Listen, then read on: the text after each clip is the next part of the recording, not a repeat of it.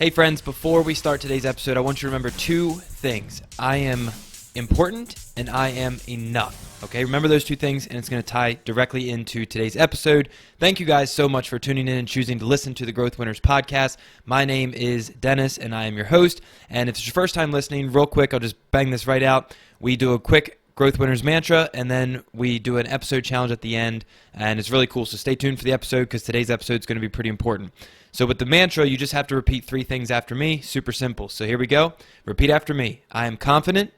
I am valuable. I am a growth winner. The reason I do that real quick is because I want you to take actionable steps towards developing better mindset and habits. It's so easy to just sit here and listen to podcasts, but never actually do anything about it and take any actionable steps towards improving your life. And that's what I really want to be different. And I want my podcast to really help you as much as possible. So without further ado, hopefully you can, excuse me, I had to cough. Hopefully you can tie the two together.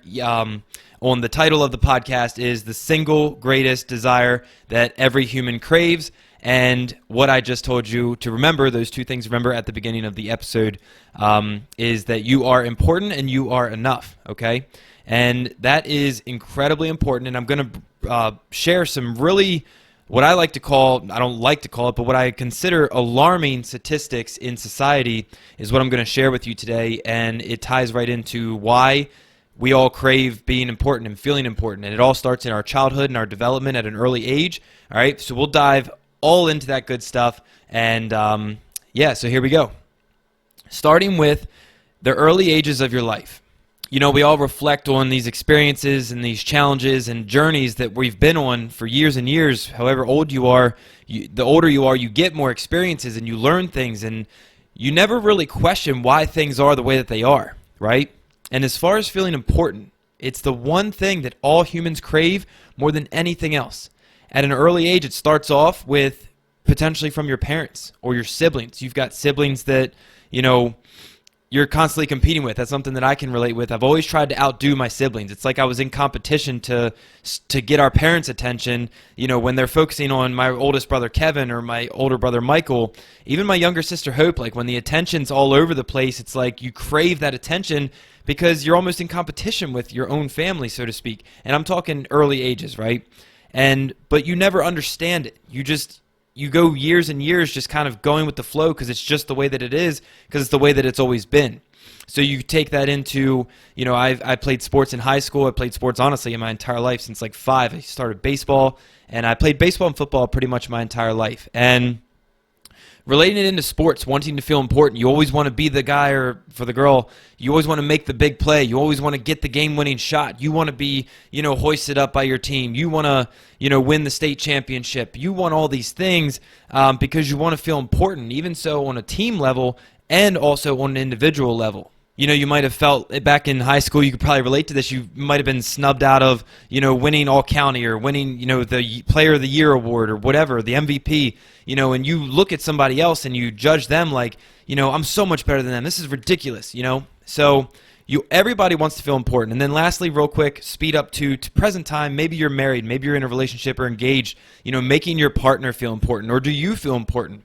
You know, and I'm going to shift and start talking about things that actionable steps that we can take to make others feel important. And then stay tuned with me because I'm going to end on some crazy, crazy statistics about society and why this all ties in together.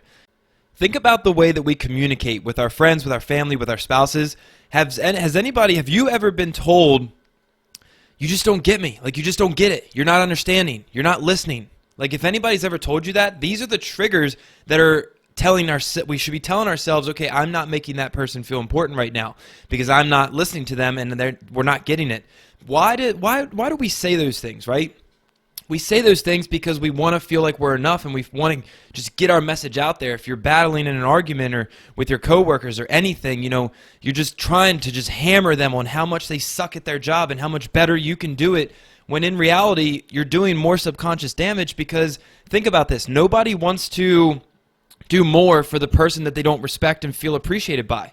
You know, if you're the manager at your company or your work or whatever, or you're in your marriage and with your children and everybody, when you're just hammering people and telling them how bad they are, like, there you go again, making that same mistake, and Jesus, why did you put the dishes over here? And, you know, why did you ship that package out before it was ready? Like, when you start criticizing, you don't make the other person feel important. Now flip the script. If somebody was just bitching in your ear every single day and telling you how much you suck, how much appreciation would you feel? Would you feel appreciated by that person? Would you want to get up and just start doing more and more and more for people that don't appreciate you? That's the law of reciprocity, of giving and receiving. That is why this is so important, right? You want to feel important, admit it. We all have this crazy desire to be popular, to be fit, to be amazing, to win. So a couple tips to become a better listener is to pay attention a little bit more, to give them your undivided attention. How many times have you been talking to somebody and they're just on their phone kind of glancing at you like, yep, oh, okay, wow, that's cool. And you're not even paying attention, right? Now, granted, you might not understand how much impact it's actually making just by me talking about this on a podcast, but I want you to feel it next time. I want you to pay attention and look at the examples in your life of you're talking to somebody and they're on their phone, they're not listening to you. Does that make you feel important? Start to get serious about, you know, what is impacting your life in a sense of your communication with other people, because it essentially can affect your mood. It can affect, you know, your purpose and your drive and your motivation to just even go in the day. Because think about it. If there's a boss or someone in your life that never listens to you, you're going to now start having associations with that person. Oh, great, I got to talk to David today. You know, that asshole never listens to me. So it's starting to impact your life a little bit more on a deeper level. To overcome it, though, and what you can do is to do a better job of listening, is to pay attention. Give people your undivided attention and let them know that you care. So I have to be pretty transparent here. This is actually a two-part episode, and this is kind of what I really wanted to lead all of this talk about, the feeling of importance, why it's so important to focus on this. It's because I want to talk about something a little bit controversial. First time talking about something controversial on here is suicide. I didn't know this, but what do you think? Where does suicide rank as the leading cause of death? What number? I didn't know this, and it's number 10. Okay? And the ASFP, or whatever the letters are, American Foundation of Suicide Prevention, gives us these statistics from 2017. That's the most up-to-date that I could find. But in 2017, it was number 10. Okay? Suicide was the 10th leading cause of death in America, and there was 1.4 million suicide attempts in 2017. Of those 1.4 million attempts, 47,173 confirmed deaths in 2017 from suicide. So making people feel important is absolutely an essential and integral part of life, and it's something that we can all do a better job of, because it is extremely important. Because the thing is, I've never seen in my life where someone spread joy, spread love, and spread kindness and care and cared about other people and was nice and happy, and there was a negative result. Ever. Like, you've never had a negative impact. No, it's never done anything wrong simply by being nice and kind and spreading love to people. And I believe that that's the answer that can impact these statistics here. Here's another one. And this one is almost even more alarming because I can somewhat relate to it. 69% of the suicides in 2017 were white males. White males. Now, I don't know black, white, purple, green, Mexican, Chinese. I don't give a damn. I'm not racist. But 69% of white males is the contributing factor into the 47,000 confirmed deaths. It blows my mind. And here's the last one for you. On average, 129 suicides per day. Per day. 129 suicides per day. I don't know. Those statistics shocked me. I wanted to make an episode about it because the feeling of importance, I believe, is a huge contributor. Now, I get it. I get it that there's mental health. I get it that people are crazy and lose their shit and, get in mental institutions. But instead of laughing at them, instead of calling them the crazy ones and making them feel, in a corner like they're just a misfit, what if we were just nice? What if we just spread joy in all situations, whether people are crazy or they don't belong? What if we just started to really spread that love in another level, at another level, by just giving it 10 times more attention and affection and intimacy, to where we actually listen to people, we actually care about people? These are fundamental principles that we've been taught at young age in early development, where treat others the way that you want to be treated. If you don't have anything nice to say, don't say anything at all. And it's just, as adults, we've just been so thrown into the mix of life, it drives us nuts. But today it ends. Today I want you, and I'm going to lead right into the episode challenge today. I really hope that you can wear this on your chest as a society, okay? This is society. Me, you, and everyone around us. We are in this together. So this whole suicide thing, you might not think, applies to my life because I've never committed or attempted. I'll never do that crazy. But it's society. And when you start to shift your perspective of society, where we're all together versus being selfishly out to get mine, why don't we all do a better job of spreading love? Episode challenge. Tell somebody, you might know them or maybe you don't know them. Let someone know how much today, let them know right now how much you love them.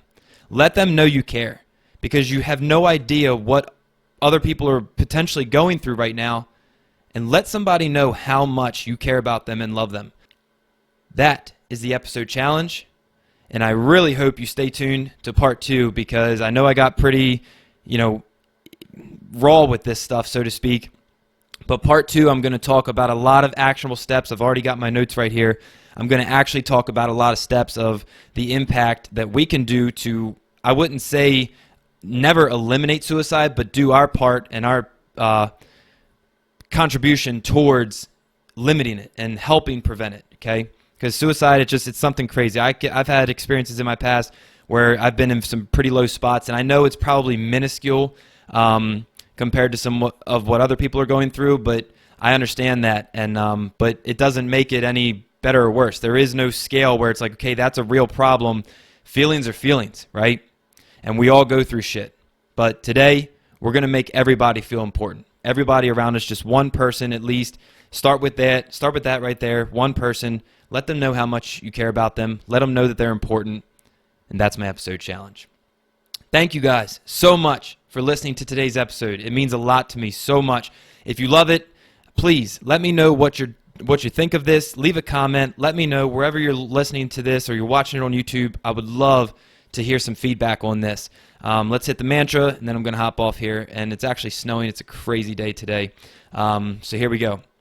Repeat after me. I am confident. I am valuable.